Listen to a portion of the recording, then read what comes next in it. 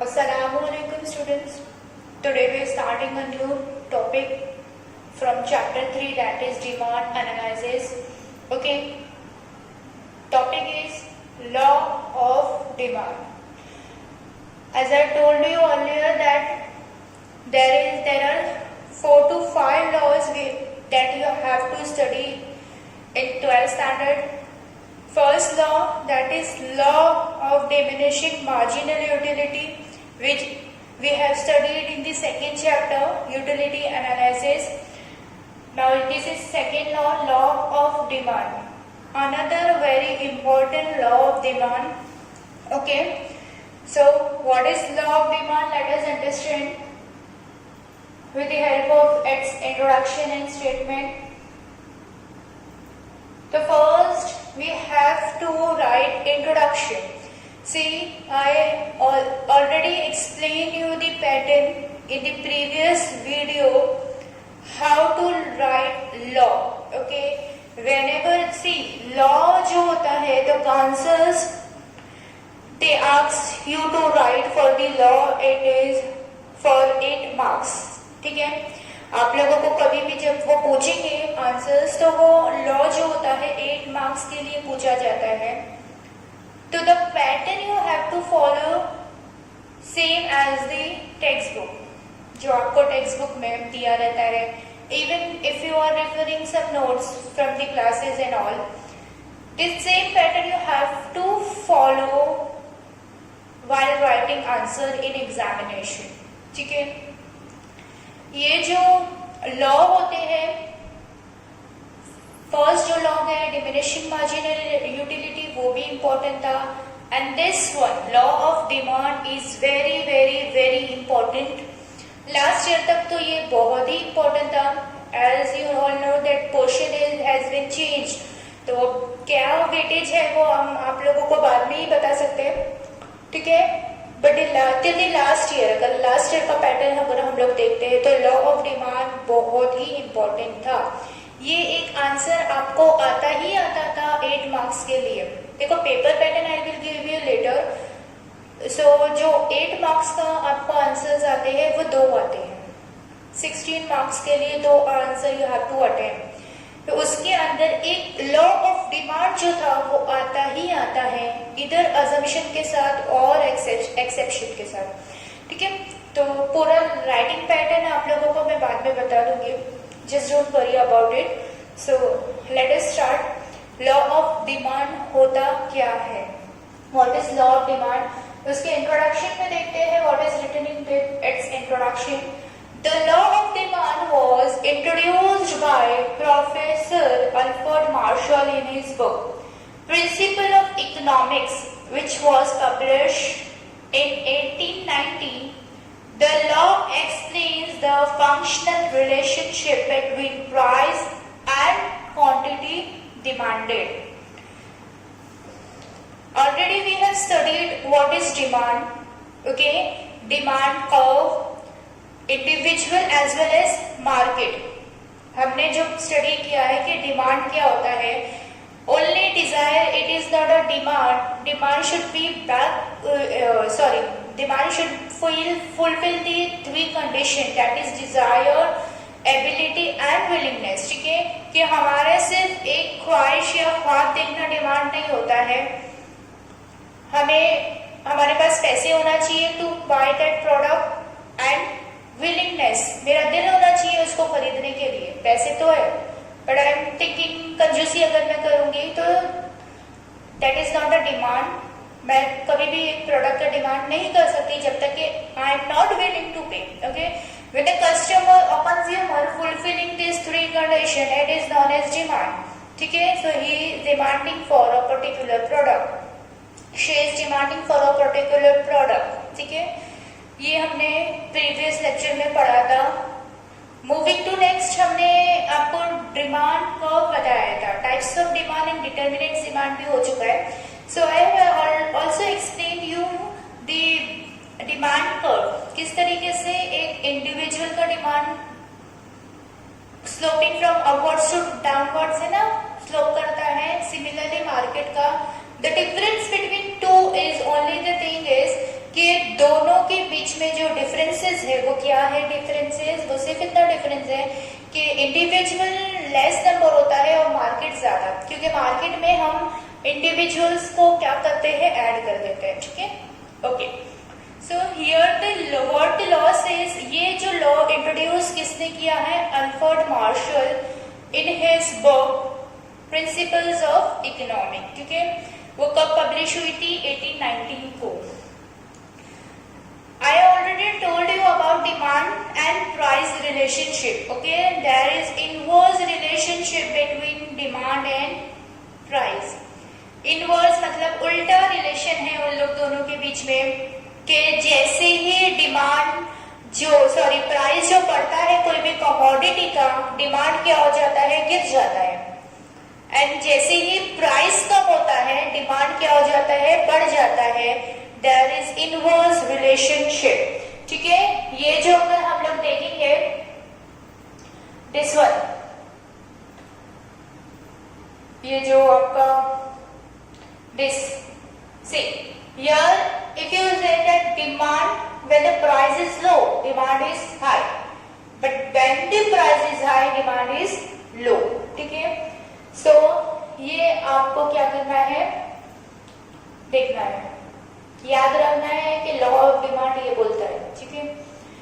Statement, after the introduction you have to write down the statement of the law, each and every law having its own statement.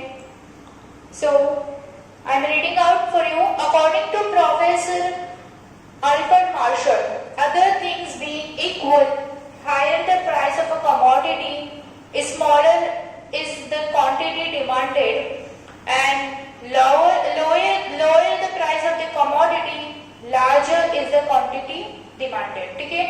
Again, other things being equal, हम हर law में ये statement पास करते हैं, other things being equal, because the situation which you want, the situation with the economics this professor which are studying on the law they want is not actual will happen, है ना। Actual में वैसा हो possible नहीं होता है, तो that's why the economics assuming some situation, some things. तो इसलिए हम क्या करते हैं, मैंने बताई थी आप लोगों को कि अजम्पशंस करते हैं, है ना, कुछ चीजें हम अज्यूम करते हैं।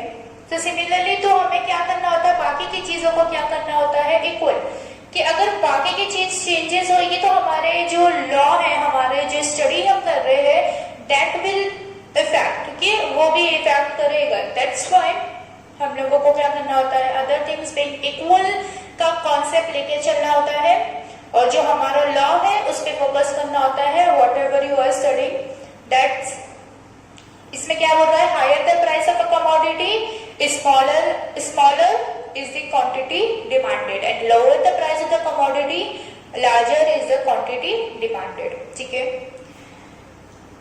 Moving to next, this is the formula, ठीक है। dx is equals to F into Px, ठीक है,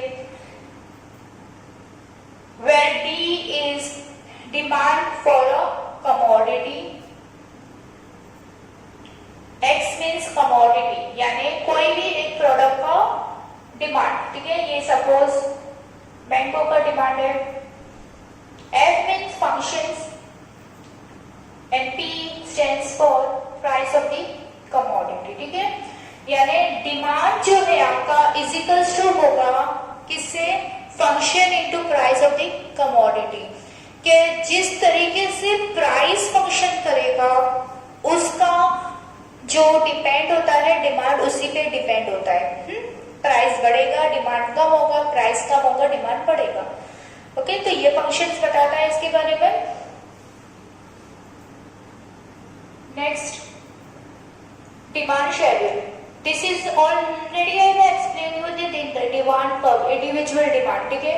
सो वही चीज, सेम चीज है। हियर यू हैव टू, मतलब देखो जो लॉ होता है, again and again I am repeating, ताकि आप लोगों को ये रिमाइंड में रहे कि लॉ जो रहता है हमारे को यही पैटर्न फॉलो करना होता है। First you have to introduce the law, then the statement, then its schedule and its diagram. ठीक है, शेड्यूल को हमें एक्सप्लेन करना होता है, डायग्राम को भी हमें एक्सप्लेन करना होता है. Got it? So this is schedule या टेबल जो है वो आप अपनी चॉइस से भी बना सकते हो, तो बट पैटर्न जो है आपको वो सेम होना चाहिए, कुछ अलग कहानी नहीं बताना चाहिए वो. जैसे कि प्राइस ऑफ द कमोडिटी, कोई भी एक्स वाई जेड जो भी कमोडिटी आपकी, चॉकलेट है, बिस्किट है, जो भी है, वो जब उसका प्राइस 50 था, ओके, तो quantity demanded of commodity x, यानी उस वक्त कितना डिमांड कर रहे थे लोग? एक केजी उसका था. But as soon as it reach to 40, demand भी क्या हो गया? बढ़ गया, 2 केजी हो गया. देन इट्स रीच टू 30, तो क्या हो गया? 3 KG. Then it reach to 20, तो it demand also increases, that is 4 KG. और जैसे ही प्राइस 10 पे आ गया, यहाँ पर हमारा क्या हो गया? 5 केजी पे इंक्रीज हो गया. Okay, so table is also showing as the price, when the price is high the demand is low, and when the price is low the demand is high.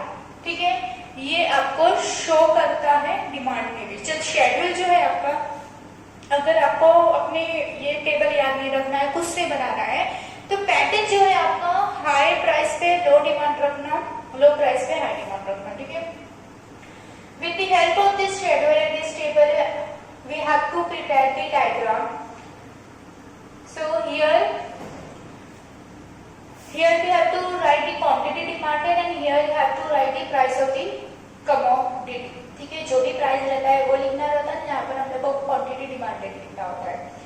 सो हमने जब प्रीवियस स्लाइड में देखा था कि जब हमारा 50 रुपीज प्राइस था, तो हमारा क्वांटिटी कितना डिमांड कर रहा था? वो प्रोडक्ट का 1 केजी. देन जैसे ही वो 40 पे रीच हुआ तो वो कितना हो गया? 2. 30 पे रीच हुआ तो वो कितना हो गया? 3. 20 पे क्या हो गया? 4. एंड 10 पे क्या हो गया? 5 डिमांड हो गया. Here the curve showing demand curve is sloping from upwards to downwards, from left to right. ठीक है, हमारा डिमांड कर्व जो है इसी तरीके से जाना चाहिए. इफ अगर आपने उल्टा कर दिया तो वो आपका डिमांड कर्व रॉन्ग हो जाएगा. डिमांड कर्व हमेशा क्या होता है? Sloping from upward to downward, because हमें ये शो करना होता है कि जैसे जैसे प्राइस बढ़ रहा है वैसे वैसे डिमांड कम हो रहा है. जैसे कि देखो यहाँ पर अगर आप देखोगे तो यहाँ पे जब प्राइस ज्यादा है तो डिमांड कम है, लेकिन जैसे जैसे प्राइस कम हो गया हमारा डिमांड क्या हो गया? ज्यादा हो गया. Okay, got it? Here so we have completed this law of demand which you have to. ये देखो 4 मार्क्स का आएगा आपके लिए. अगर बाइफिकेशन करके मैं बता रही हूँ, अजम्पशन पूछेगा तो वो 4 मार्क्स का पूछता है और ये 4 मार्क्स के लिए रहता है. ठीक है, so you have to follow the same pattern as we have followed this for the law of diminishing marginal utility. Similar this pattern we have to follow the law of demand. Okay, in next video I will explain the assumption. Okay, and there is also exception for this law. Assumption और exception दोनों होते हैं हर law के लिए. Okay, now thank you. We will continue in the another video.